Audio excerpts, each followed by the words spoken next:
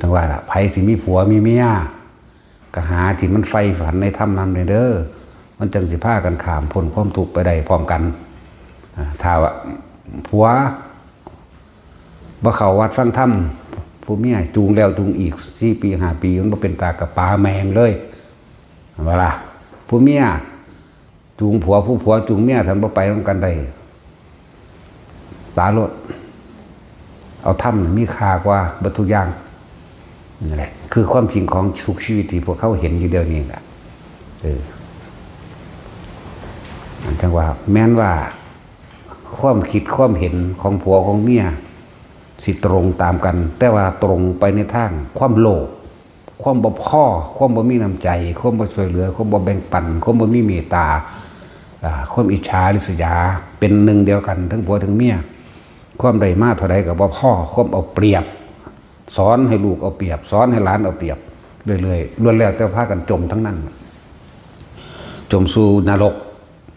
ไล่เลี่ยงลำดับของนรกทั้ง8มาไล่เลี่ยงระดับเปรตทั้ง12ชนิดมาอีกไล่เลี่ยงระดับเสรีชานมาอีกบ่ธรรมดาเด้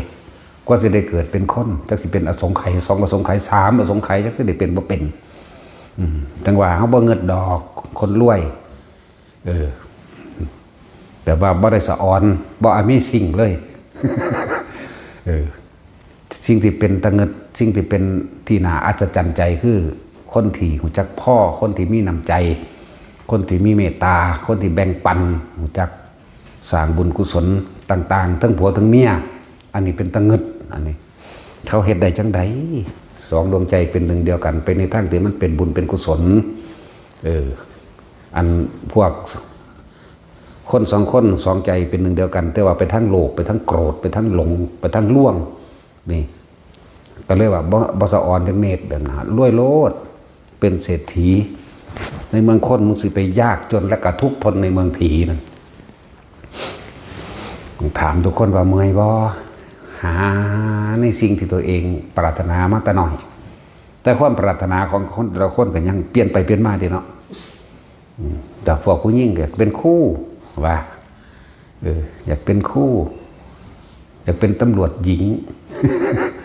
อยากเป็นทนายว่าอยากเป็นอันนั้นอันนี้ไปอยากเป็นนางงามเนี่ยเห็นว่ามันเปลี่ยนไปเลยเด้ความอยากเป็นบางคนก็เลยผู้ชายก็คือกันอยากเป็นทหารมั่งอยากเป็นตำรวจมั่งโอ้บ้าเอาอยากเป็น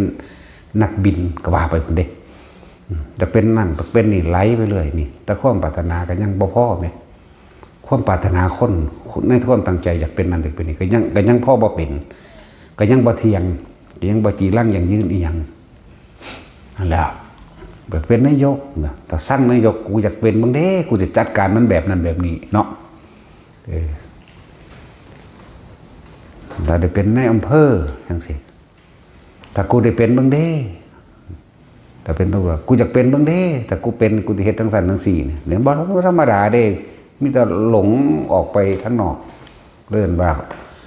ความอยากใดอยากดีอยากมีอยากเป็นแต่ละคนกะยั่งบ่จีรังอย่างยืนในความอยากของเจ้าของแท้ๆเนาะตัณหาต้นก็บ่ได้คำว่าอยากได้นั่นเป็นนี่นั่นจักมันอยากไปย่ำใดแล้วมันสิพ่ออยู่ใส่พ่อของไหนเลื่อนว่าหาปลายบ่มีตัณหาต้นบ่ได้หาปลายบ่มี